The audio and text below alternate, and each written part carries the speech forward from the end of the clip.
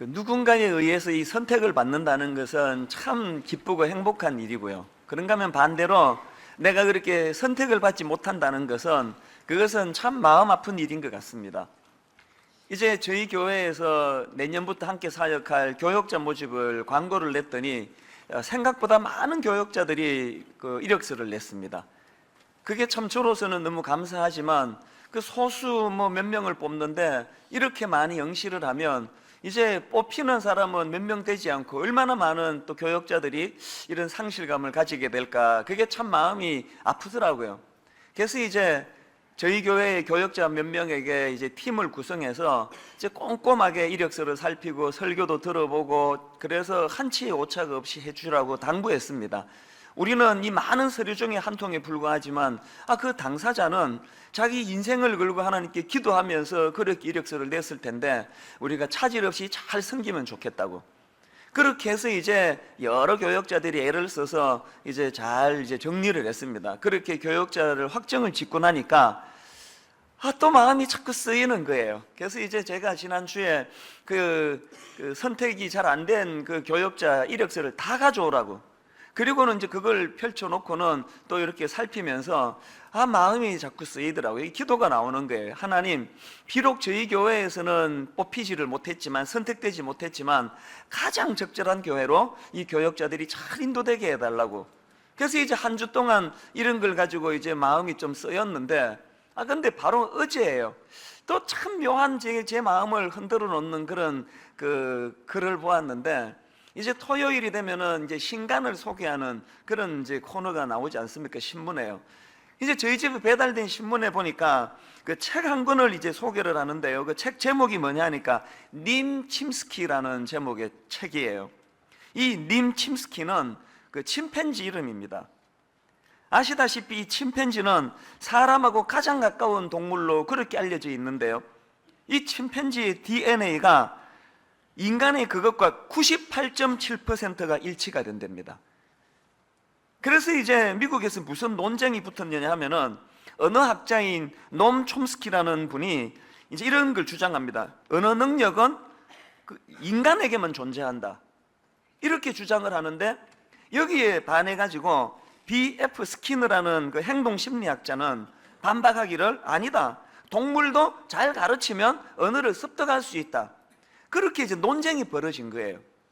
그러니까 후자를 주장하는 이제 그 스키너의 제자라고 합니다. 콜롬비아 대학교 심리학 교수인 허버트 테라스라는 분이 이제 이 프로젝트를 이제 가지고 동물 실험을 하게 된 거예요. 그 프로젝트 이름이 님 침스키.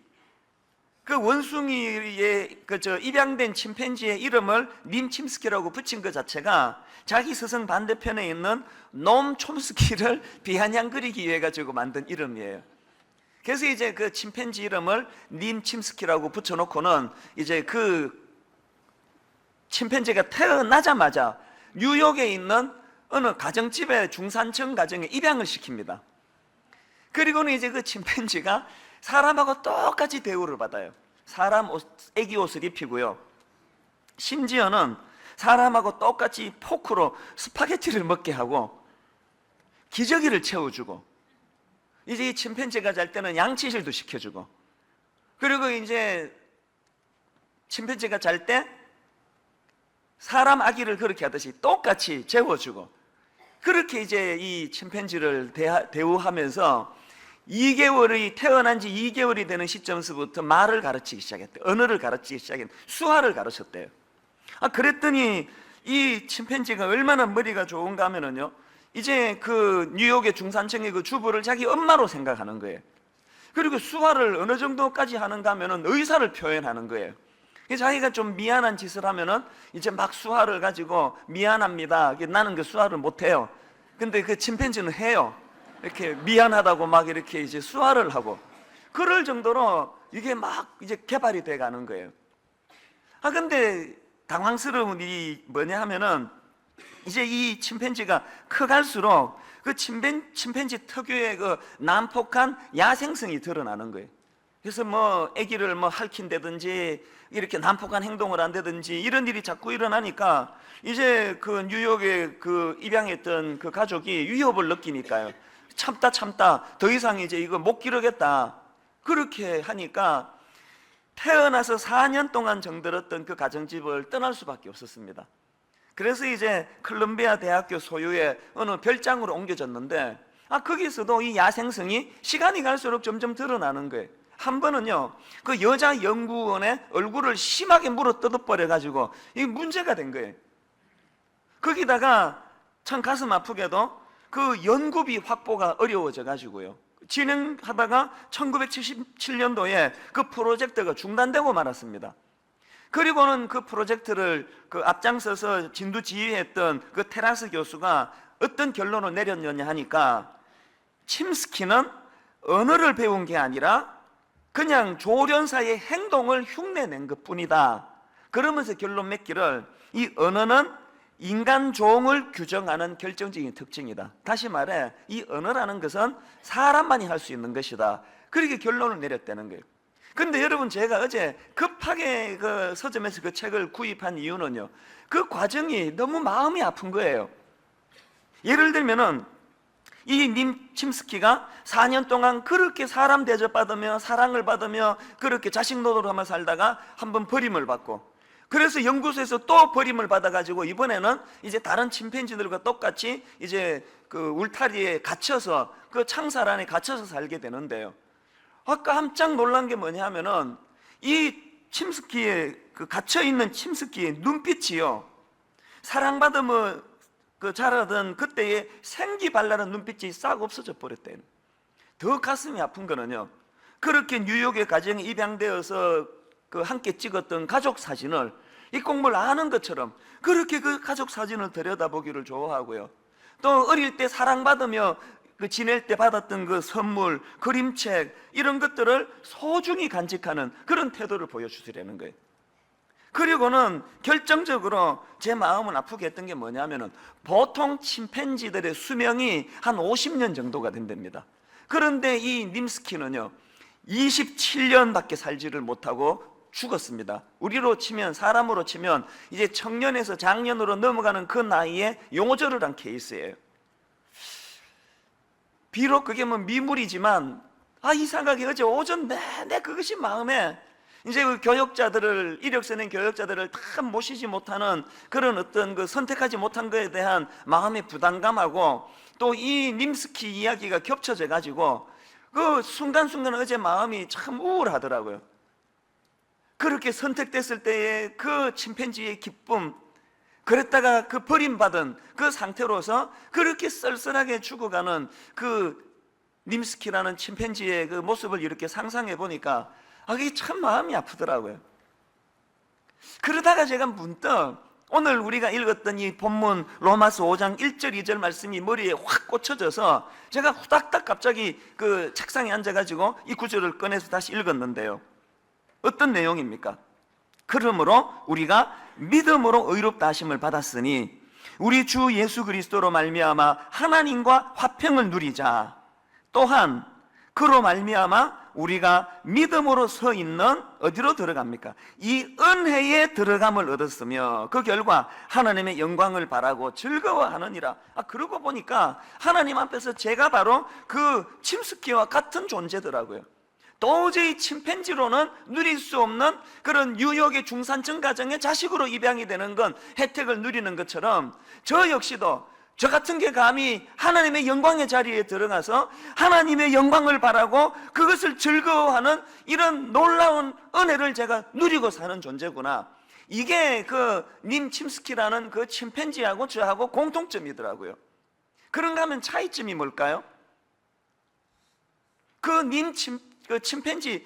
침팬지는 님 침스키라는 그 침팬지는 사랑받아서 입양된 게 아니에요. 인간들이 자기 필요에 의해서 실험하려고, 어느 능력이 얼마나 되는가, 그러다가 보니까 그 야수성을 보이고 해코지하고 그러니까 버리잖아요. 님 침스키와 이찬수 목사가 결정적으로 다른 차이가 뭐냐면은 하나님은 저를 어디 써먹으려고, 저를 실험하려고 어떤 목적을 가지고 그렇게 저를 구해 주신 게 아니에요. 더더군다나 정말 결정적인 차이. 하나님은 저를 하나님의 자녀로 그렇게 입양시켜 주시기 위하여 대가를 치르셨어요. 예수 그리스도의 십자가입니다. 그래서 이 십자가라는 이 사건을 좀 어떻게 잘 설명할 길이 없을까, 그런 생각을 했었는데요. 그게 오늘 바로 우리 본문 6절에 나와 있는 이 말씀 아닙니까? 우리가 아직 연약할 때에 기약대로 그리스도께서 경건하지 않은 자를 위하여 죽으셨도다. 이게 우리 신앙생활의 핵심이에요. 나의 능력, 나의 자격, 나의 공로, 이것으로서 그 영광의 하나님 자리로 들어간 게 아니고 님 침스키를 생각하면 딱 맞습니다. 도저히 이건 뉴욕 중산층 가정으로 갈 수 없는 침팬지에 불과한 존재지만 자격 없는 것을 연구하려고 받아준 그 중산층 가정처럼 우리는 무한한 하나님의 사랑으로 감히 하나님의 영광을 기대하고 바라는 이런 은혜의 자리로 들어가게 됐다는 거예요. 8절에도 보니까요, 우리가 아직 죄인 되었을 때에 그리스도께서 우리를 위하여 죽으심으로, 그 다음 보세요, 하나님께서 우리에 대한 자기의 사랑을 확정하셨느니라. 왜 여자분들이 여기다가 그 십자가를 들고 다니는지 아세요? 이게 안 믿는 사람이 이거 십자가고 다니시면요, 이건 사형틀이거든요. 이게 그 달고 다니는 건 굉장히 위험한 거예요. 나는 사형수다, 그걸 뜻하는 거 아닙니까? 난 죽일 놈이다, 뭐 이런 뜻 아닙니까? 그런데 믿는 우리가 십자가를 달고 다니는 것은 여기에 있는 말씀 그대로 이것은 하나님께서 우리에 대한 자기의 사랑을 확정해 주신 증표이기 때문에 그래요. 그래서 이 십자가를 달고 다니는 거예요. 그런데 요한복음 3장 14절에 보니까 예수님께서 이 하나님의 사랑의 증표인 이 십자가에 대해서 어떻게 설명하시는가 보니까요, 자 14절 15절을 한번 보시기 바랍니다. 우리 같이 한번 읽어보실까요? 모세가 광야에서 뱀을 든 것 같이 인자도 들려야 하리니 이는 그를 믿는 자마다 영생을 얻게 하려 하심이니라. 지금 예수님이 당신이 지실 그 십자가의 의미를 구약에 나와 있는 그 놋뱀, 이 놋뱀을 가지고 설명을 하는 거예요. 이건 구약 민수기 21장을 배경으로 하는데요, 배경이 이렇습니다. 이스라엘 백성들이 이제 그 이집트의 노예로 얼마나 압제를 당했습니까? 그래서 이제 신음하는 그들을 불쌍히 여기셔서 하나님께서 그들을 이제 홍해를 건너서 목적지 가나안으로 이제 가도록 하나님의 배려가, 이제 은혜가 있었던 거예요. 그런데 이제 이 철없는 이스라엘 백성들 입장에서는 홍해만 건너면 고생 끝 행복 시작인 줄 알았는데 그 광야를 거쳐야 되는 거예요. 가나안까지 가는데 엄청난 이 광야길이 얼마나 힘듭니까? 여러분 그 텐트 뭐 캠핑 한번 가보시면 알지만요, 낭만이다 그래서 텐트 쳐보면 뭐 허리 베이고 뭐 돌 때문에 잠도 못 자고 죽을 지경이에요. 그러니까 이스라엘 백성들이 광야길이 너무 험난한 거예요. 막 목도 마르고 너무너무 불편한 거예요. 근데 여러분 한번 상식적으로 생각해 보세요. 그런 불편한 여정길을 만나면 그걸 어떻게 받아야 됩니까? 우리 여기에 천년 만년 눌러 앉을 거 아니다. 우리는 가나안이라는 목표가 있다. 지금 이 고생을 견뎌내면 이제 행복한 가나안, 적과 꿀이 흐르는 가나안으로 갈 수 있다. 여러분 꿈이 있으면은요, 사람에게 목표가 뚜렷하면은 현실의 어려움을 견뎌낼 힘이 생깁니다. 이 꿈이 없으면은 현실이 죽을 지경인 거예요. 더더군다나 잘 생각해 보세요. 그들이 그 광야길을 그렇게 고생할 때 그 어렵고 고난이 되는 그 광야길을 어떻게 활용해야 됩니까? 그것을 더 하나님 의지하는 통로로, 하나님을 더 붙잡기를 그렇게 갈망하는 도구로 그 고난의 광야길을 활용해야 되는데 이스라엘 백성들은 그렇게 못했습니다. 그 하나님은 원망하고 도로 보내달라 그러고 차라리 그냥 노예로 살 때가 좋았다고 그러면서 하나님에 대하여 대적하고 원망하고 그 관계를 깨트려 버린 거예요. 그래서 이제 그 광야길에 오늘 예수님이 지금 인용하고 계시는 민수기 21장의 배경이 뭐냐 하면은 그렇게 불신앙의 결과로 그들이 큰 재앙을 만나는데 불뱀에 물려가지고 지금 다 죽어가게 된 거예요. 제가 한 4년 전에 새생명 축제 때도 이 말씀을 드린 기억이 지금 나는데요, 모세가 자기 민족을 위하여 그렇게 범죄하여 죽어가는 그들을 위하여 하나님께 애절하게 기도를 드리니까요, 하나님이 무슨 조치를 취해 주시는가 하니까 이게 참 납득이 잘 안 가는 조치예요. 민수기 21장 8절을 한번 보세요. 여호와께서 모세에게 이르시되 불뱀을 만들어 장대 위에 매달아라. 물린 자마다 그것을 보면 살리라. 되게 웃기는 조치 아닙니까? 그 지금 불뱀에 물려가지고 온몸에 막 독이 번져서 마비가 되는데, 아니 무슨 용한 산삼을 다려 먹으라든지 이렇게 납득이 되는 조치를 취해야 되는데 애들 장난치는 것도 아니고 그 무슨 구리를 가지고 뱀 모양 가지고 장대에 달아놓고 저거를 다 보내는 거예요. 이게 좀 웃긴다 싶으시면 그 다음은 더 웃기는 게 나옵니다. 그 다음 9절을 한번 보세요. 모세가 놋뱀을 만들어 장대 위에 다니 뱀에게 물린 자가 놋뱀을 쳐다본 적 모두 살더라. 이래서 예수 믿기가 어려운 거예요. 이게 유치하기 짝이 없고 이게 애들 장난도 아니고 그 지금 맹독으로 죽어가는데 그 달아가지고 뱀을 쳐다보라, 그 놋뱀 모양을 쳐다보라 그러고 또 쳐다봤더니 또 진짜로 막 살아나고 이런 이야기예요. 그래서 저도 좀 민망해요, 사실은. 여러분 생각에 조금 볼적하게 생겨가지고 그 앞에 그 원숭이 얘기하고 침팬지 얘기할 때는 그럴듯하더니 참 유치한 사람이로서 그러실 것 같아가지고. 왜냐하면 저도 그렇게 생각했거든요. 누가 이걸 성경을 만들었는지 이렇게 만들었나. 저도 참 고등학교 다닐 때 의의가 없어 했습니다. 근데 여러분 여기에요, 이 인간의 상식과 인간의 경험 세계에 갇혀서 생각하면 그게 참 이해가 되고 여러분 생각이 그렇게 생각할 수 있을 것 같아요. 그런데 여러분 우리가 조금만 생각의 범위로 넓혀서 이 하나님의 그 영적인 눈으로서 이런 것들을 살펴보면은요, 이 사건 안에는 굉장히 중요한 하나님의 배려가 담겨져 있습니다. 저는 이걸 두 가지로 설명하기를 좋아하는데요. 첫째로 하나님이 왜 그 놋뱀을 쳐다보라고 그렇게 하셨나? 그것은요, 지금 불뱀에 물려 죽어가서 마비되어가는 그 사람들을 향한 하나님의 배려예요. 그것밖에는 할 수 없는 인생을 불쌍히 여기신 하나님의 배려예요. 이게 무슨 말인가 하면요, 자, 여러분이 그토록 원하는 상식적인 답. 그래서 이제 뱀에 물려 죽어가는 사람에게 여러분이 원하는 답이 그거 아닙니까? 지리산 꼴짝이에 가가지고 산삼을 캐가지고 100년 된 산삼입니다. 그걸 캐가지고 달여가지고 먹으면 낫는다. 그러면 여러분 속이 시원할 거예요. 그 놋뱀 보라는 것보다는 훨씬 합리적이네. 그런데 합리적이면 뭐합니까? 온 몸이 독이 번져서 죽어가는 입장에서는 살아나는 법은 알았지만 그것을 할 능력이 없어요. 그래서 만약에 하나님이요, 지리산에 가가지고 그거 100년 된 삼삼 따려서 먹어라, 그럼 산다고 답 알려주면은요, 그건 죽으라는 소리예요. 온 몸에 지금 그 사막의 그 불뱀의 그 맹독성이 얼마나 강합니까? 온 몸이 마비되어 죽어가는 그들에게 할 수 있는 것은 믿음을 가지고 고개만 돌리면 볼 수 있는 그거는 할 수가 있는 거예요. 마지막으로 그들이 할 수 있는 마지막 한 가지가 믿음을 가지고 고개만 돌리면 볼 수 있는 게 그게 구리뱀이에요. 그런가 하면은 또 한 가지,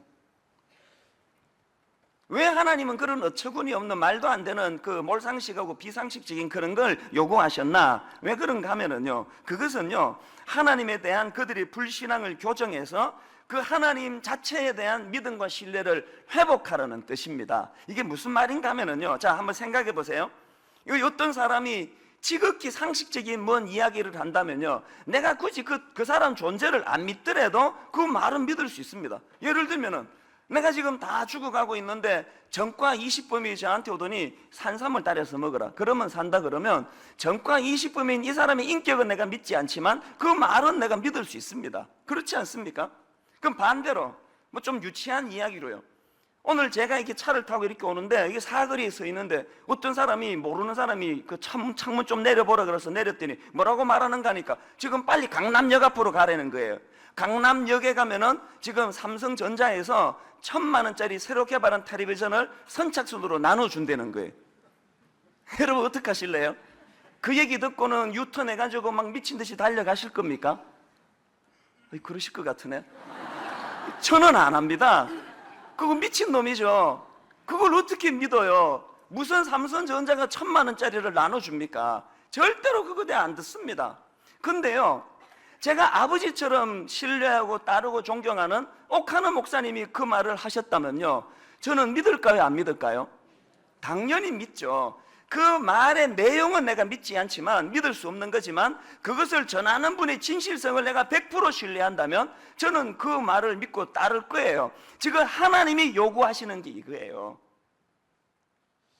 그 다 죽어가는데 내 상식으로, 내 경험 세계로 그 놋뱀을 쳐다본다고 해서 이거 살아날 수 없다는 이 상식 세계를 벗어나는 하나님의 요구가 있을 때, 그럼에도 불구하고 내가 그 하나님을 온전히 신뢰하고 그분을 믿는 믿음이 있다면 이런 믿기 어려운 요구조차도 행할 수 있는 능력이 거기에 나온다는 이야기예요. 자, 여러분의 생각이 옳습니다. 그 구리뱀은, 놋뱀은 아무 의미가 없습니다. 오늘 기독교의 그 타락의 근본이 뭔지 아십니까? 오늘 기독교의 변질은요, 하나님의 구리뱀을 보라는 말씀에는 관심이 없고 그 구리뱀 자체를 대단하게 보는 거예요. 누가 뭐 예언은 안 되더라, 방언은 안 되더라, 누가 뭐 점치는 것처럼 뭐 신통하게 맞춘다더라, 병을 고친다더라. 그래서 하나님의 인격에 대한 신뢰는 관심이 점점 없어지고 그 결과물에만 관심을 갖는 것, 이게 변질이에요.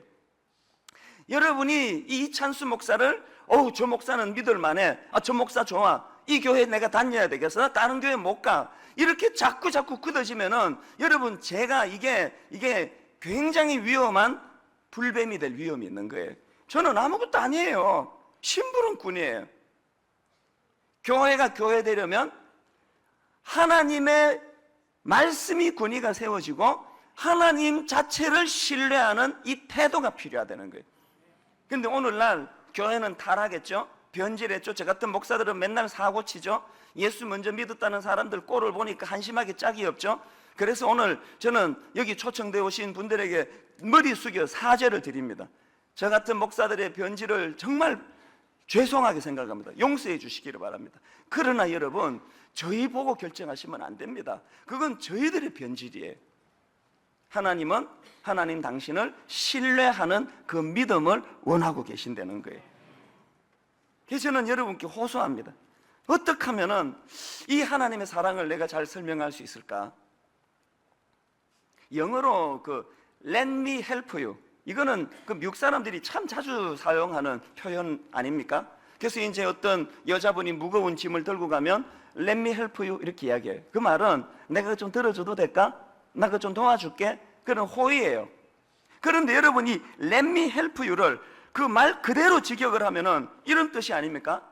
내가 당신을 도울 수 있도록 해주시겠습니까? 이런 생각을 해보니까요, 이 Let me help you는 이건 신학적인 용어 같아요. 여기에 하나님의 사랑이 담겨져 있어요. 하나님이 우리에게 Let me help you, 나 너를 도와주고 싶은데 내가 너를 도울 수 있도록 허락해 주지 않을래? 이게 Let me help you예요.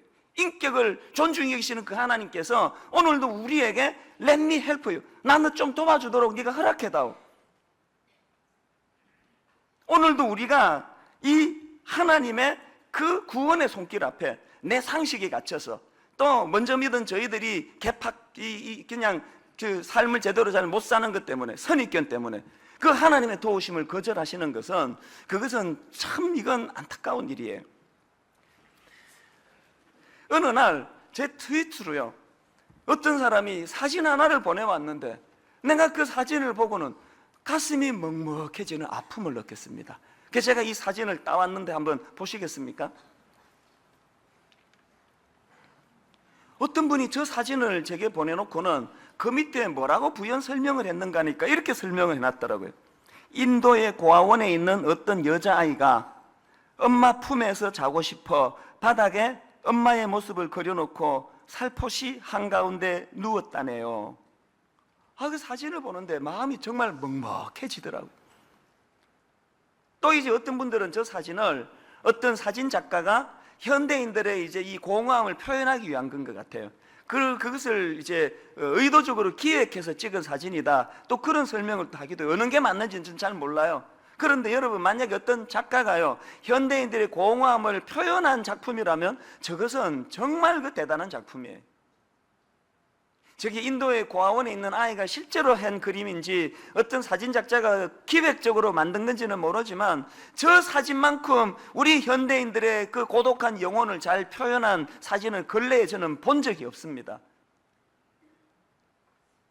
여러분 그렇게 좋은 남편 만나고 좋은 부모 만나고 경제적으로 이제 밥 먹을 만하고 이제는 그냥 누구도 다 부러워하는 그런 삶을 살고 있는데 왜 여러분 하루 일과가 끝나고 잠자리에 들어가면 그렇게 마음이 허전해집니까? 그 왜 그렇습니까? 왜 가을이 되면은 뭔지 모르게 공허해지고 낙엽이 떨어지면은 마음이 스산하고 그게 왜 그렇습니까?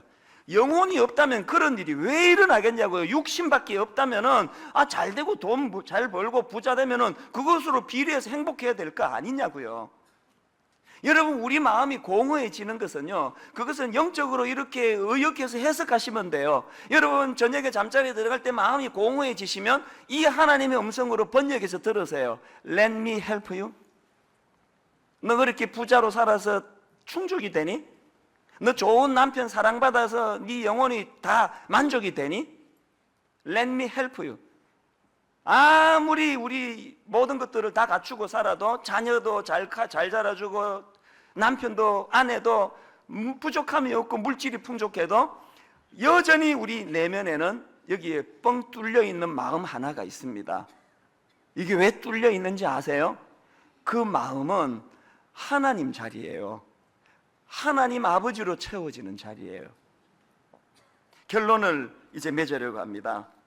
여러분 나그네 인생길 가운데 공허하고 이유를 알 수 없는 그 마음에 허무가 밀려올 때는 꼭 이 하나님의 언어로 이것을 들으시기를 바랍니다. Let me help you. 이 하나님의 초청에 거절하지 않고 응답하는 여러분 되시기를 간절히 주님 이름으로 축원합니다.